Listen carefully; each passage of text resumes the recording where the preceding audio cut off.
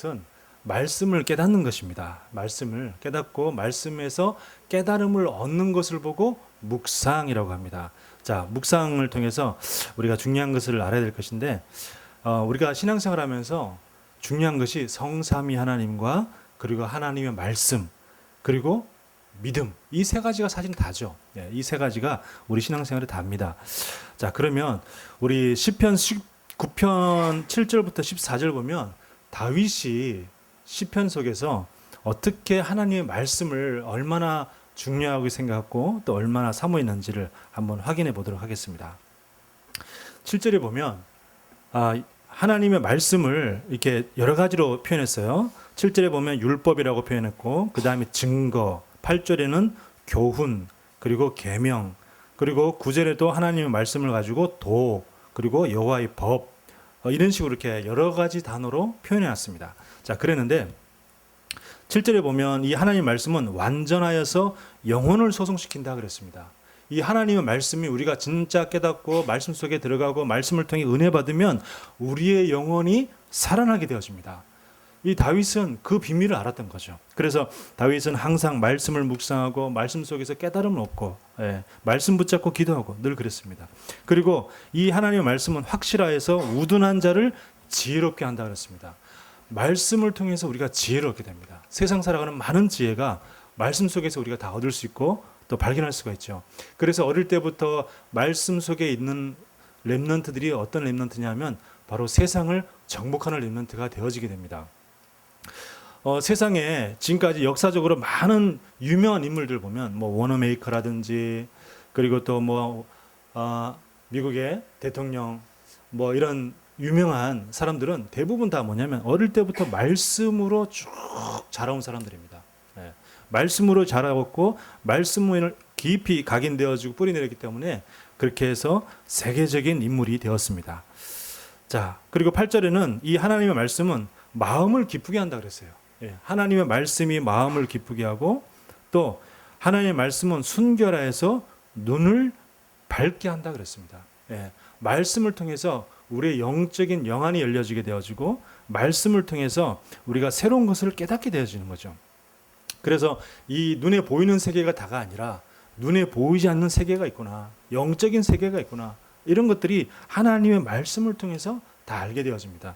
그래서 이 영안이 열린 다윗은 사울 왕을 죽이지 않았잖아요. 사울 왕은 자기를 그렇게 죽이려고 했지만 그냥 단순히 사울 왕이 뭐 하나님 기름 부은 받은 종이기 때문에 그렇다, 그걸 뛰어넘었습니다. 다윗은 그걸 뛰어넘어서 내가 사울 왕을 죽이는 것은 굉장히 영적으로 어마어마한 손해라는 것을 알고 있었던 거죠.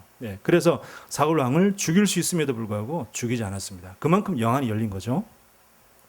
자, 그리고 9절에는 또 하나님의 말씀은 정결하여 영혼까지 이르고 그리고 하나님의 말씀은 진실하여 다 의롭다 그랬습니다. 하나님 말씀은 의롭고 하나님 말씀은 정결하고 그래서 영혼까지 이르고, 그래서 푸른 마르고 꽃은 시드나 여호와의 말씀은 영혼까지 이른다고 그렇게 말씀했습니다. 자, 10절에 보면 금 곧 순금보다 내가 더 사모한다. 내가 하나님의 말씀을 얼마나 사모하냐면 순금보다도 더 하나님의 말씀을 사모하고, 이 하나님의 말씀은 얼마나 다냐 하면 송이꿀보다 더 달다, 이렇게 얘기를 했어요. 그 이스라엘에서 그 굉장히 비싼 꿀이 송이꿀이라고 합니다. 근데 그 비싼 그 송이꿀보다 더 달다고. 얼마나 말씀이 달고 얼마나 말씀을 사모했는지. 우리가 말씀을 듣고 우리가 예배드리는 이 시간이 정말 송이꿀보다 더 말씀이 달다. 우리가 성경을 읽을 때 송이꿀보다 말씀이 더 달다라고 고백되어지는 그런 응답이 있길 바랍니다. 자, 넘기겠습니다. 그 다음에 11절부터 보겠습니다. 또 주의 종이 이것으로 경고를 받는다 그랬습니다. 하나님의 말씀을 통해서 우리가 경고를 받죠. 우리가 완벽한 인간이 아니잖아요. 우리가 완전한 인간이 아닙니다. 그렇기 때문에 우리가 잘못하고 우리가 죄를 지을 때 하나님의 말씀을 통해서 경고를 받게 됩니다. 내가 지금 잘못하고 있구나, 내가 지금 죄를 짓고 있구나, 이런 것들을 하나님의 말씀을 통해서 경고를 받죠. 그리고 이것을 지킴으로 상이 크다 그랬습니다. 이것을 지킨다는 것은 뭐죠? 말씀에 순종한다는 의미죠. 우리가 말씀에 순종함으로 해서 하나님이 그 말씀의 순종에 대한 상을 우리에게 주신다는 거죠. 예. 하나님은 우리의 순종을 기뻐하십니다. 그래서 이런 구호가 있어요. 어떤 구호가 있냐면 우리는 순종하고 하나님은 역사하신다. 이런 구호가 있다니까요. 예. 그 우리가 순종하는 것이 그렇게 중요합니다. 그래서 말씀을 지킴으로 상이 크다 이렇게 얘기를 했고요. 12절에는 자기 허물을 능히 깨달을 자 누구리요 나를 숨은 허물에서 벗어나게 하소서 그랬습니다. 성경에는 죄를 두 가지로 표현하고 있습니다. 하나는 그냥 죄라고 하고 하나는 허물이라고 표현하고 있어요. 그래서 에베소서 2장 1절에 보면 허물과 죄로 죽었던 너희를 살리셨도다 그랬죠. 여기서 죄는 주로 하나님에 대해 관계된 것이 죄입니다. 하나님에 대해서 관계된 게 죄고요. 그리고 사람에게 대해서 또 세상에 대해서 관계된 것이 허물입니다. 네, 그래서 우리가 나도 모르게 죄를 지을 수 있다는 거죠. 허물이 있을 수 있다는 거죠. 네, 그런 허물을 지을 수 있는데 이 허물을 내가 말씀을 통해서 깨닫게 된다는 거죠. 네, 말씀을 통해서 경고를 받고 말씀을 통해서 나의 허물을 깨닫게 되어지고 그래서 나도 알지 모르고 지었던 숨은 허물에서 벗어나게 하여 주시옵소서 이렇게 고백하고 기도하는 것입니다. 13절에는 또 주의 종에게 고의로 죄를 짓지 말게 하사 그랬습니다. 죄가 이것이 내가 죄인지 알아. 죄인지 알면서도 짓는 죄가 고의로 짓는 죄죠. 네, 다른 표현으로 하면 영적인 문제라고 얘기할 수 있겠죠. 네, 내가 죄를 이것이 죄인지 알아. 근데 자꾸 내가 그 죄를 반복해서 지을 수밖에 없는 그것이 바로 영적인 문제고요. 또 어찌게 보면 중독이라고 할 수도 있겠습니다. 영적인 중독이죠. 그래서 그런 죄를 짓지 말게 하사 그 죄가 나를 주장하지 못하게 하소서. 주장하지 못한다는 것은 나를 통치하지 못하게 하옵소서. 그 죄가 내 마음과 생각을 다 사로잡아서 나를 붙잡고 나를 다스리지 못하게 하여 주시옵소서. 그렇게 다윗이 고백을 합니다. 굉장히 이 영적인 눈이 열려진 다윗의 고백이라고 할 수 있겠습니다. 그래서 창세기 1장 26절 27절 보면 하나님이 우리를 하나님의 형상으로 창조하시고 창세기 1장 27절에 모든 것을 정복하고 다스리고 통치하는 그런 권세를 주셨잖아요. 그런데 권세를 주셨는데 우리가 죄를 다스리고 통치하고 그렇게 해야 되는데 우리가 오히려 죄의 다스림을 받게 되어지고 죄의 통치를 받게 되는 걸 보고 영적인 문제다라고 우리가 얘기할 수 있겠습니다. 그래서 그 죄가 나를 주장하지 못하게 하소서 하면서 다윗이 이렇게 고백하죠. 내가 정직하여 큰 죄가에서 벗어나겠나이다. 그러면서 우리 14절에 아주 중요한 우리가 잘 아는 찬송이기도 합니다. 나의 입술의 모든 말과 나의 마음의 묵상이 주께 연락되기를 원하네 하는 그런 우리 찬양 어릴 때 많이 부르던 찬양이 있는데요. 이게 바로 다윗이 시편 19편 14절에 했던 내용입니다. 나의 반석이시요 나의 구원의 신 여호와여 내 입의 말과 마음의 묵상이 주님 앞에 연락되기를 원하나이다. 나의 신앙 고백. 하나님 지금까지 이렇게 7절부터 지금까지 13절까지 하나님 제가 하나님께 신앙 고백을 드렸습니다. 하나님 말씀이 얼마나 중요하고 하나님 말씀은 나의 영혼을 소성시키고 하나님 말씀은 나를 지혜롭게 만들고 이런 많은 신앙 고백을 했는데 나의 입에 이 신앙 고백과 내 마음의 묵상이 말씀을 통해 그 얻는 깨달음이 주님 앞에 전달되어지기를 원합니다. 이렇게 다윗이 고백합니다. 이렇게 이 신앙 고백이 저와 여러분의 신앙 고백이 되어졌으면 좋겠습니다. 내 마음이 내 마음밭이 기경되어서 좋은 밭이 되어서 열매 맺게 되어질 때 그때 우리 마음의 내 입의 말과 마음의 묵상이 주님 앞에 연락되어지는 그런 응답 받게 되기를 예수님 이름으로 축원합니다. 자, 그러면 오늘 말씀을 이제 좀 본론을 통해 좀 보겠는데 먼저 좀 알아야 될 것이 있습니다. 그냥 우리가 상식적으로 좀 알아야 될 것이 있는데 성경에는 헤롯이라는 이름이 굉장히 많이 나옵니다. 헤롯. 그러니까 이제 너무 많이 헤롯이 나왔다고 보니까 이게 그 헤롯인지 저 헤롯이 이 헤롯인지 잘 모를 때가 있어요.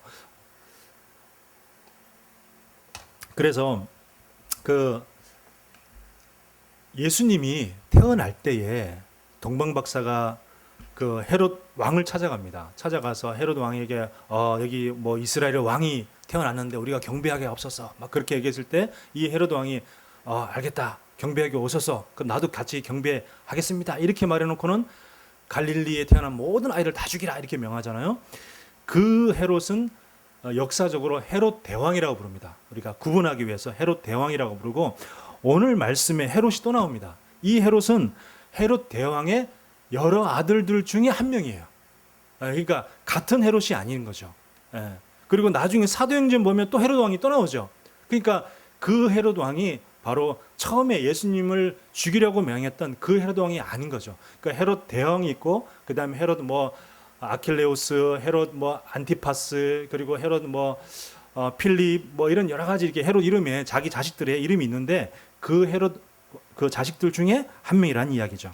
자, 그러면 오늘 나오는 이 헤롯의 그 이름은 누구냐면, 그 헤롯 대왕의 아들, 예수님을 어릴 때 죽이려고 했던 그 헤롯 대왕의 아들 헤롯 안티파스, 보통 헤롯 안디바라고도 얘기를 합니다.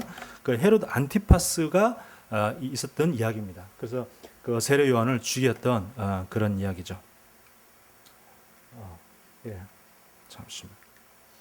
헤롯 안디바라고 하기도 하고 헤롯 안티파스라고도 하기도 합니다. 자, 그럼 오늘 성경 말씀을 통해서 한번 말씀을 확인해 보도록 할게요. 마태복음 14장 1절 2절 보면 그때의 분봉왕 헤롯이 그랬습니다. 이제 그 마태복음 1장에 예수님을 죽이려고 했던, 어릴 때 아기 예수를 죽이려고 했던 그 헤롯 왕은 헤롯이 이스라엘 전체를 다스렸어요. 근데 이스라엘 전체를 다스리던 그 헤롯 대왕이 죽고 나서 보니까 이제 그 이스라엘을 갖다가 여러 나눠가지고, 땅을 여러 지역으로 나눠가지고 이스라엘의 그 헤롯 왕의 아들들이 나눠서 다스리게 되었습니다. 그래서 그 분봉왕이라고 하는데, 그 분봉왕 헤롯 안디바가 그 이제 세례 요한을 죽인 이야기가 이제 14장부터 쭉 나옵니다. 예수님에 대해서 자기가 이미 죽였는데 소문을 들었어요. 세례 요한을 죽였는데 소문을 들었습니다.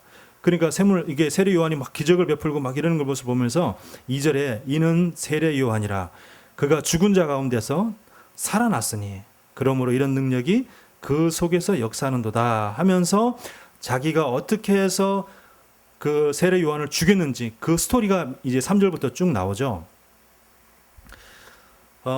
이제 헤롯이 자기의 동생 빌립이 있었습니다. 다 이복 동생이에요. 그러니까 헤롯 대왕이 그 이제 대왕이다 보니까 아내를 여러 명 뒀어요.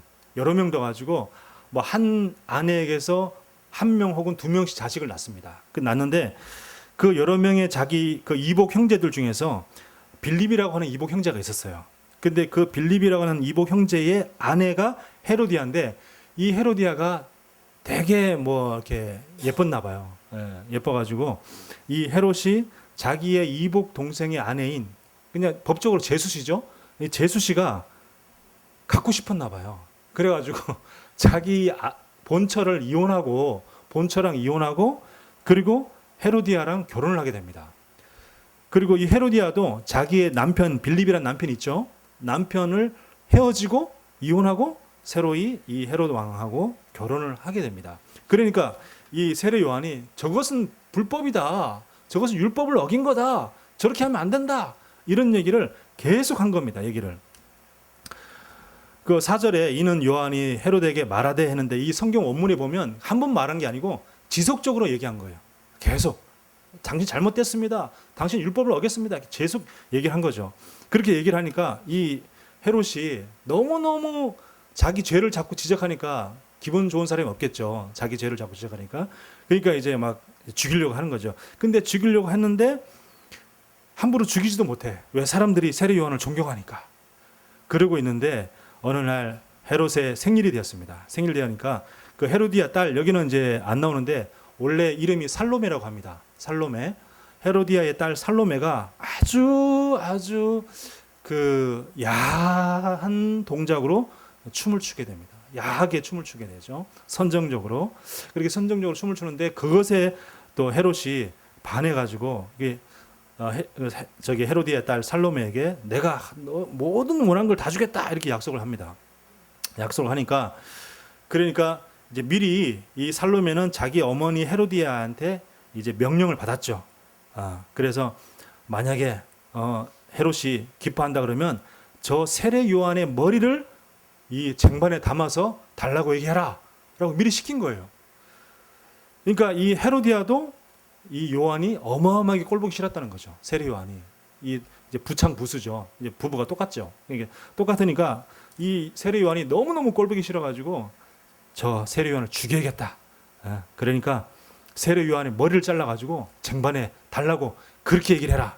이렇게 얘기해가지고 실제로 이제 요한의 목을 베어가지고 소반에 얹어서 이제 그 자기 헤로드 왕에게 그 자기 어머니 헤로디아에게 그걸 갖다 주게 되는 그런 내용입니다. 자, 근데 이 내용을 통해서 우리가 좀 받아야 될 깨달음이 있는데 14장 2절에 보면 세례 요한이 굉장히 두려워하는 모습을 이제 그 헤로드 왕이 굉장히 두려워하는 모습을 보이죠. 세례 요한이라 죽은 자 가운데 다시 살아났다 이러면서 굉장히 두려워하는 모습을 보입니다. 이것은 뭐냐면 무죄한 죄의 피를 흘린 그 죄로 인한 두려움이죠. 그래서 인간으로서 자신이 저지른 그 죄에 인한 그 두려움, 죄에 인한 두려움, 그것 때문에 굉장히 두려워하는 모습을 봅니다. 또 두 번째 두려움이 나오는데 5절에 보니까 헤롯이 요한을 죽이려고 하되 무리가 그를 선지자로 여김으로 그들을 두려워하되, 이제는 여론을 두려워하는 거죠. 여론이 세례 요한을 너무너무 막 존경하고 선지자로 여기니까 내가 함부로 죽이면 안 되겠다 해서 여론에 대한 두려움입니다. 그것은 정치인으로서, 이 헤롯이 정치인이잖아요. 그러니까 정치인으로서 여론에 대한 두려움, 그걸 이제 가지고 있는 거죠. 그리고 9절에 보면 왕이 근심하나 그 맹세한 것과 그 함께 앉은 사람들 때문에 주라, 이렇게 그렇게 해서 세례 요한을 죽이게 됩니다. 자, 이것은 왕의 권위가 제대로 세워지지 않을까 하는 그 두려움입니다. 자신의 이미지가 우스워지지 않을까, 내가 말을 했는데 내 말을 지키지 않으면, 내 말을 지키지 않으면 사람들이 나를 우습게 여기지 않을까, 거기에 대한 또 두려움이 있었던 거죠. 그래서 자신의 이미지가 우스워질 것에 대한 두려움이 있었습니다. 그래서 원래 인간으로서 가지고 있는 두려움에다가 또 사회적 직분과 또 사회적 역할을 더하게 됨에 따라 더해지는 새로운 두려움. 이 새로운 두려움은 나라의 왕이 된다고 해서 두려움이 끝나지 않습니다. 근데 이 마태복음은 예수님이 왕이라는 것을 계속 얘기한다 그랬죠. 그래서 예수님이 참된 왕으로서 예수님은 어떤 두려움도 없었고, 또한 십자가 죽음 앞에서도 두려워하지 않고, 또 두려워 있었어도 두려움을 이겨내게 됐습니다. 우리 헤로드 왕의 두려움을 보면서 우리에게 있는 모든 두려움 다 이겨내어지기를 예수님 이름으로 축원합니다. 예수님이 세상을 이기셨다 그랬습니다. 그래서 근심을 많이 하면 할수록 손해죠. 근심을 많이 하면 나중에는 몸도 병들게 됩니다. 근심을 많이 하면, 내가 잠자기 전에 근심을 계속한다, 날마다 근심을 한다, 그러면 어떻게 될까요? 나중엔 몸이 쇠약해집니다. 몸이 약해지고 몸에 질병이 들게 되죠. 그리고 생각을 많이 하면 할수록 다른 방향으로 가게 됩니다. 내가 생각을 너무너무 많이 하고 있다, 내가 어떤 것에 대해서 골똘히 어떻게 하면 내가 성공할까, 이렇게 계속 생각한다. 그러면 나도 모르게 다른 방향으로 가게 되어집니다. 하나님이 원하시는 방향이 아닌. 그렇지만 우리가 기도를 많이 하면 할수록 성령의 인도를 받게 되고요, 기도를 많이 하면 할수록 두려움을 이겨내게 됩니다. 걱정과 근심을 이겨내게 됩니다. 우리가 생각을 많이 하기보다 기도를 많이 하게 되기를 예수님 이름으로 축원합니다. 자, 그러면 두 번째, 이제 세례 요한의 죽음에 대해서 한번 말씀을 보겠습니다.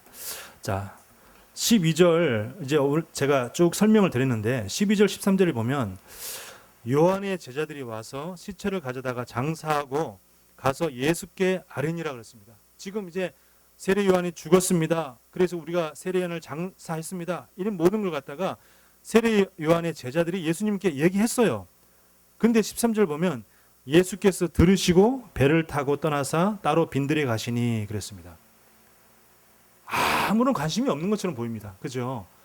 아니 지금 예수님이 태어나기 전에 예수님의 길을 알리고 예수님의 오심을 알리고 광야에 외치는 소리였고 그랬던 이 세례 요한에 대해서 죽었음에도 불구하고 거기에 대해서 얘기를 들었는데 아무런 말이 없어요. 예수님이 그랬냐? 정말 안타깝구나. 야, 세례 요한 정말 시대적인 선지자가 죽었구나. 이런 말이라도 해야 되잖아요. 근데 아무런 말이 없습니다. 세례 요한이 죽든지 말든지 마치 아무 상관없는 것처럼 예수님의 모습이 그렇게 보여집니다. 네, 예수님이 왜 그랬습니까? 근데 오히려 보면 14절에 보면 예수님이 큰 무리를 보시고 불쌍히 여기사 그랬습니다. 그러니까 세례 요한의 죽음에 대해서는 전혀 불쌍하게 생각하지 않고 무리를 보시고 불쌍히 여겼다 그랬습니다. 이게 왜 그랬을까요? 우리 오늘 말씀을 한번 보도록 하겠습니다. 자, 첫 번째는 세례 요한의 죽음이 안타깝기는 했지만 세례 요한은 뭐죠? 순교한 것입니다. 순교한 것은 천국에서 상급이 크다는 것을 예수님은 알고 계시는 거죠. 순교했다는 것이 얼마나 상급이 크다는 것을 알고 있는 겁니다. 그래서 세례 요한은 이미 순교해서 천국에 갔고 그리고 이제는 이제 선지자 시대는 이제 세례 요한으로부터 끝이 났고 세례 요한이 구약 시대의 마지막 선지자였기 때문에 그래서 세례 요한으로 해서 이제 선지자 시대는 끝이 났고 앞으로는 이제 제자의 시대가 될 것이다. 그것을 예수님이 이제 생각하고 있었던 것입니다. 그래서 앞으로는 이제 사도의 시대고 제자의 시대가 될 것이기 때문에 그렇습니다. 저 여러분들은 제자 되어지길 바랍니다. 예, 제자가 되어져야 됩니다. 자, 두 번째는 13절에 예수께서 들으시고 배를 타고 떠나사 따로 빈들에 가시니 그 말은 혼자서 기도하는 시간을 갖기를 원하신 것입니다. 혼자서 조용하게 사람들이 없는 곳으로 혼자 가서 기도하시기를 원했던 거죠. 그리고 기도하다 보니까 사람들이 또 무리가 찾아왔습니다. 무리가 듣고 여러 거울로부터 걸어서 따라오게 된 거죠. 자, 기도하다 보니까 지금 천국에 간 세례 요한보다 지금 이 땅에 구원받아야 될 사람들이 더 중요하기 때문에 그래서 세례 요한에 대해서 얘기하지 않으셨습니다. 구원받지 못한 자에 대한 그 영혼 구원이 더 중요하기 때문에 그래서 불신자 우리가 죽고 나면 불신자 가족을 위해서 장례 캠프를 하는 이유가 죽은 사람은 이미 천국 갔기 때문에 그래서 그렇지만 남아있는 불신자들 그 가족을 위해서 우리가 장례 캠프를 하잖아요. 저도 장례식을 여러 번 많이 참석해보고 또 제가 직접 장례 예배를 인도해 본 적도 있었습니다. 근데 장례 예배를 인도해 보면 항상 그 예수 믿는 가족이 저한테 꼭 이런 부탁을 하죠. 예수님, 목사님, 우리 가족들이 다 안 믿고 있습니다.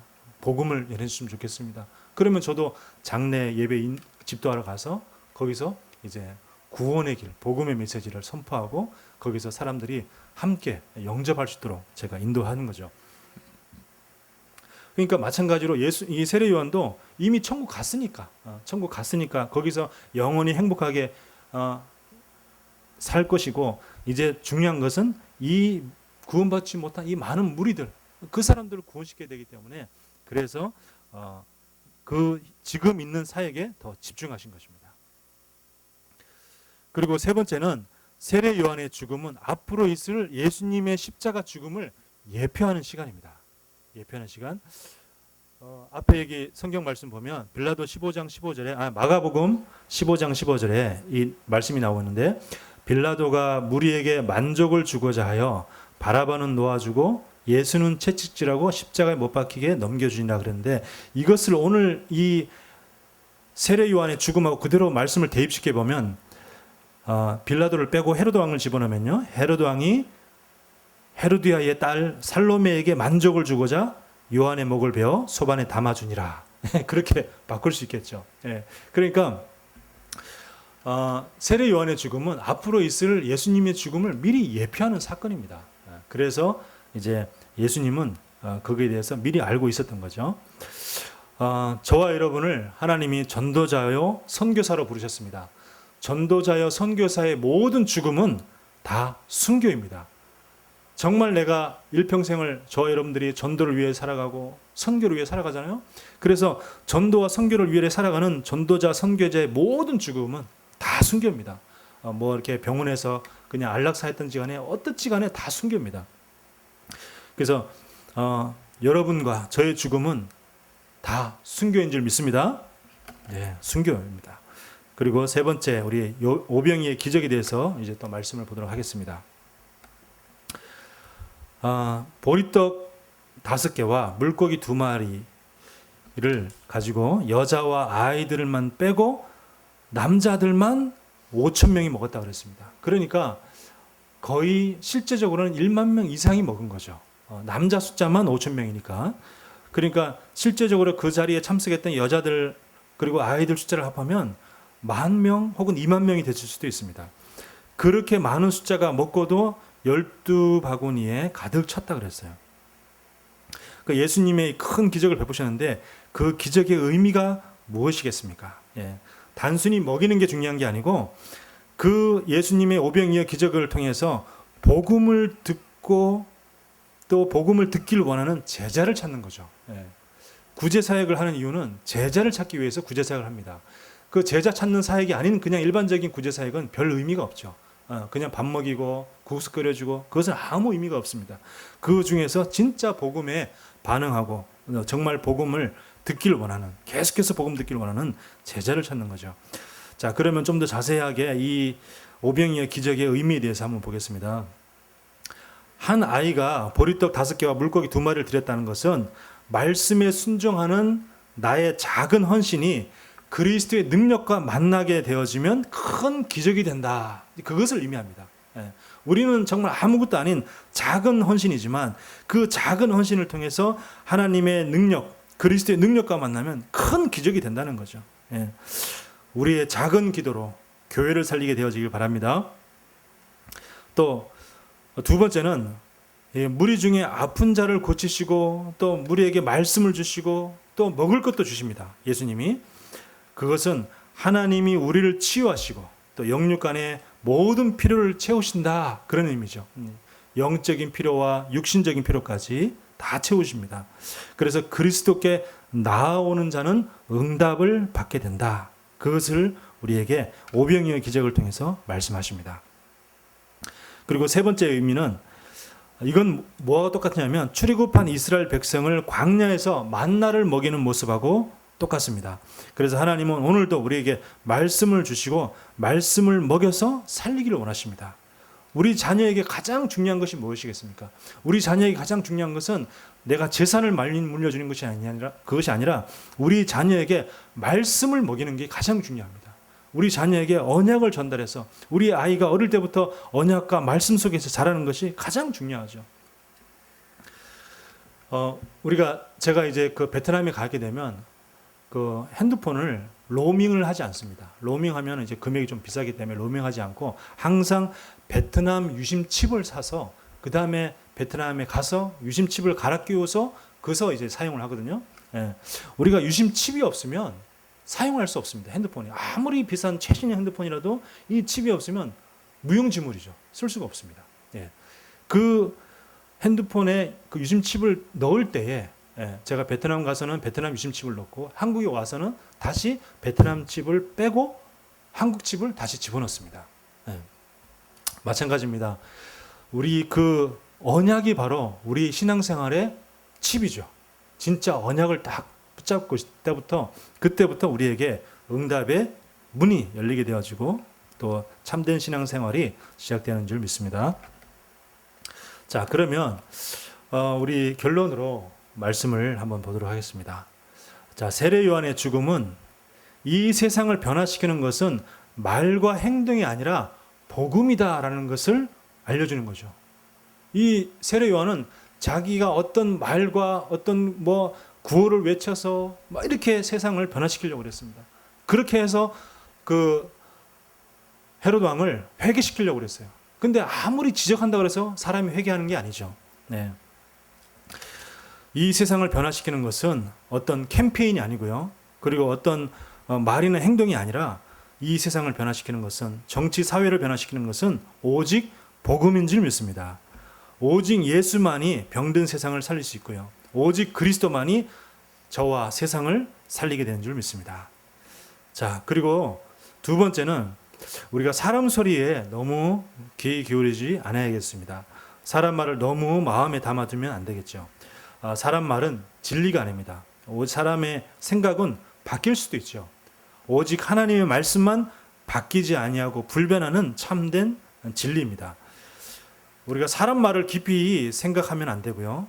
하나님의 말씀을 깊이 묵상해야 됩니다. 두려움이 닥쳐올 때, 그럴 때 우리가 말씀과 기도 속으로 들어가게 되어지기를 바랍니다. 그리고 세 번째, 나의 작은 기도가 교회를 살리게 됩니다.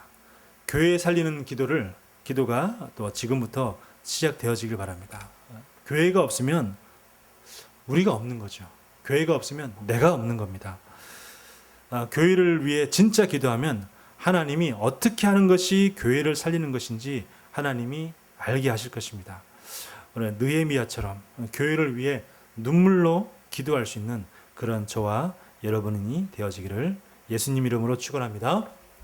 기도하겠습니다. 하나님, 오늘 세례 요한의 죽음과 오병이의 기적을 통하여서 우리가 많은 것을 깨닫게 하심을 감사합니다. 하나님, 우리가 오늘 이 깨닫고 또 우리가 현장 가운데 가서 또 우리가 다시 돌아가서 나 혼자 조용히 있는 시간에 말씀 묵상을 통하여서 더 많은 깨달음을 얻을 수 있도록 주님 역사하여 주옵소서. 그래서 30배, 60배, 100배로 열매 맺는 좋은 밭이 되어지게 하여 주옵소서. 살아계신 예수 그리스도 이름으로 기도하옵나이다. 아멘.